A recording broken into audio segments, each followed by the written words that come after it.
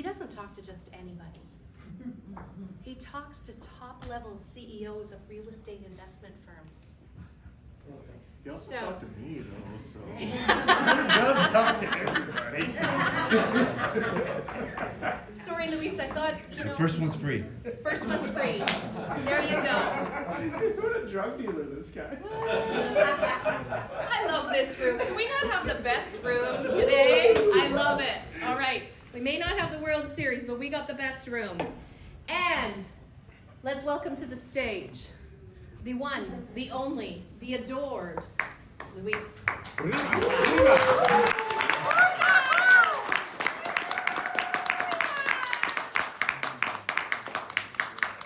right.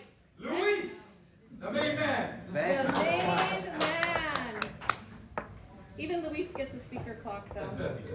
Oh, you might not. Oh, How did see? you kill the battery? It's called manifestation. Manifestation! Oh, it's okay. Yeah, one on your phone. My name is Luis, and I am the CEO of a high net worth real estate investment firm. Yes! Now, since we have extra time, my presentation is about 87 slides. It's gonna be about 3 hours. So, sorry, not sorry. I'm gonna be talking today about what wealth is to me. And you're gonna see how it ties into a lot about what Otto was saying with regards to how to make it happen, how to make everything be dialed in and aligned. And a lot of you will say, well, why isn't wealth happening to me, for me? And I'm gonna try and demystify some of that. Who's heard of this? Money loves speed, wealth loves time, poverty loves indecision. Harsh. A lot of us are stuck, maybe not the people in this room, a lot of people out there are stuck here. And this gets intergenerationally transferred over and over and over again. Just like the rich, they transfer a different type of frequency. The poor, it's just not gonna happen to me, for us. And I'm here to tell you that that's wrong. Who's heard of this? Everybody. Post-traumatic stress disorder. I heard a saying or a meme recently that said, if you put urine in a glass and you dilute it with water, at the end of the day, the urine is still in there. And you could probably drink it and not detect it, but the trauma is still there.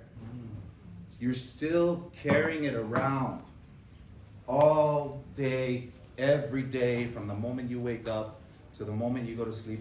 Heck, some of us dream in trauma. And then we wake up stressed out. Okay?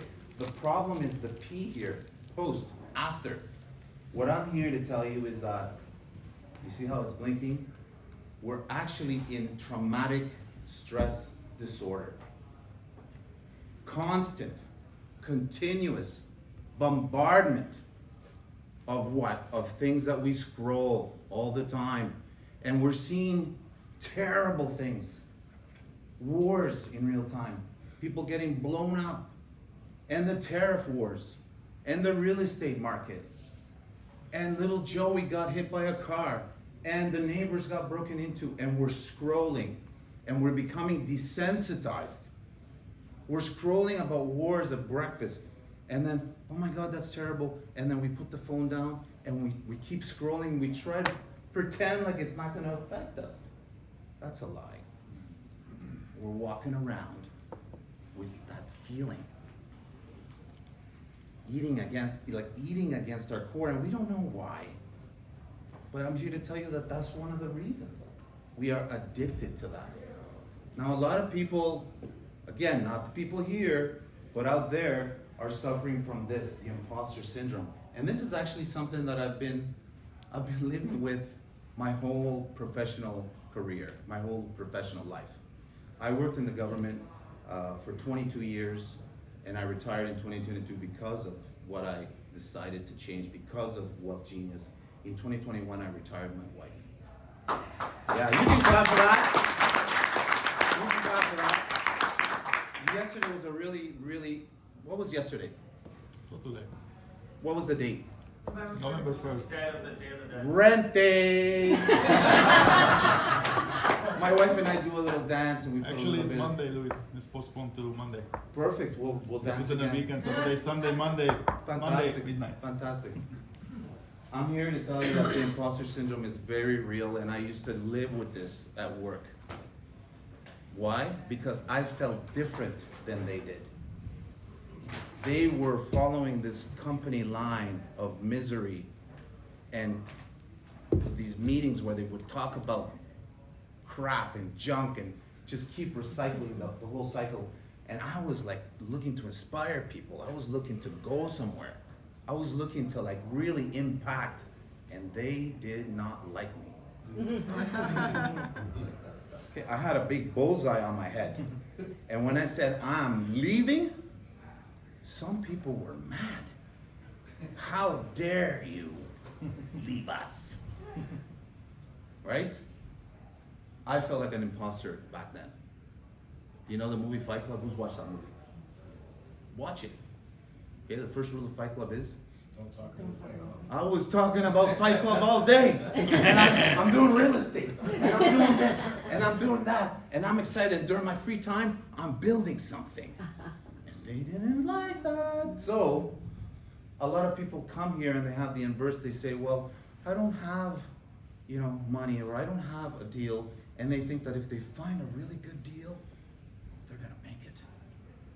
And they could, but they're gonna be up against the odds because they don't have that frequency. They don't believe they deserve to be wealthy. They don't believe they can do it, but they think if they find that deal, things will change. And it could, but the odds are against them. I want to talk about the brain-heart coherence. Everybody talks about the brain. Everybody talks about the mind waves and theta and beta, and these things are very real. But let me tell you, the heart is hundreds of times more magnetic than your brain. Your heart actually controls the brain. It's actually a symbiotic relationship.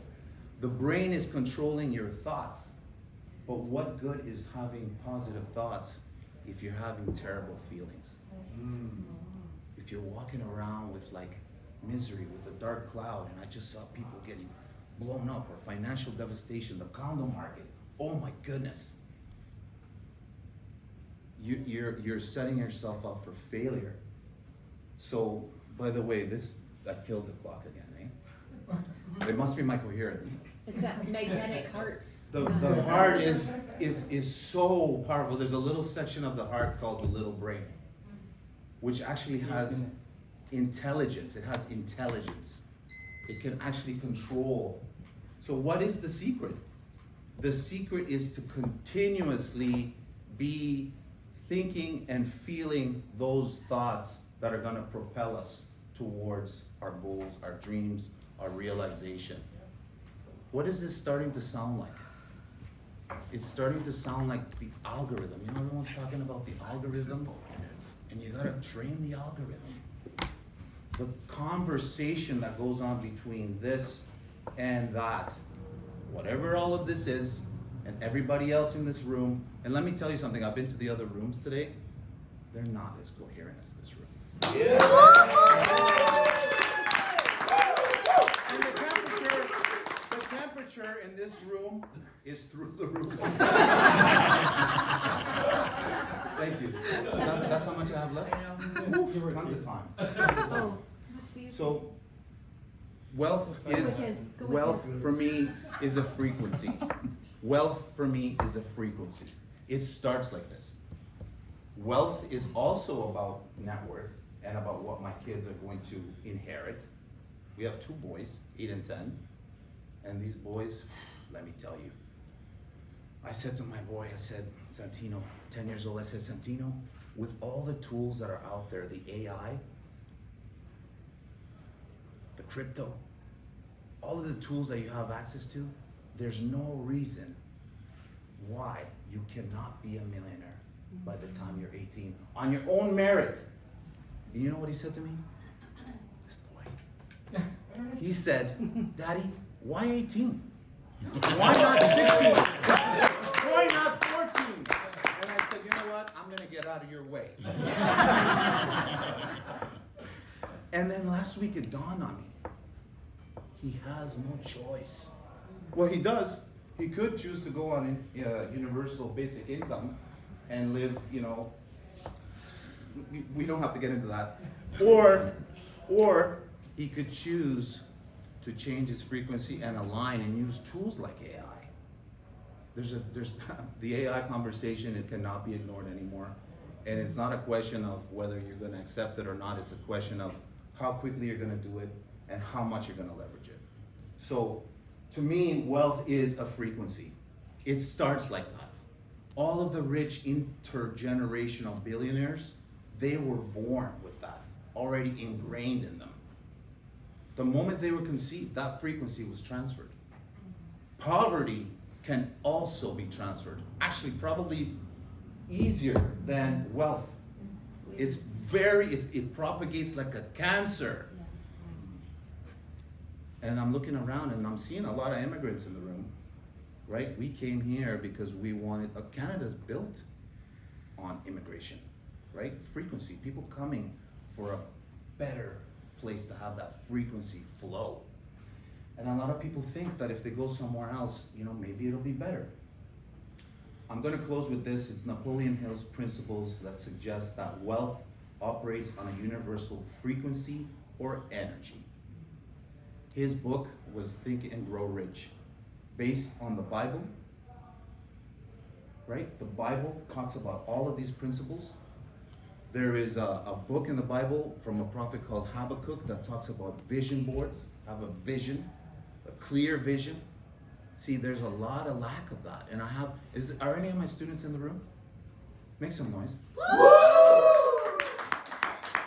I'm gonna close with this. Yesterday, the gentleman, he's not my student, but I recruited him at one of our boot camps out west last year, and he said to me, I wanna thank you. I wanna thank you. We just closed on a 20-unit building last week. And at the boot camp, he said to me, you made a plan for me, a 5-year, you know that 5-year plan that I do? The 5-year plan, I said in the next 5 years, if you do, and I broke it down. I said, you need to get 20 doors every year for the next 5 years in order for you to reach your goal. Yes. And they are smashing it.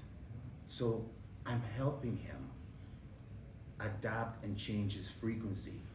His children will never, ever know anything different, and neither will mine. Thank you so much.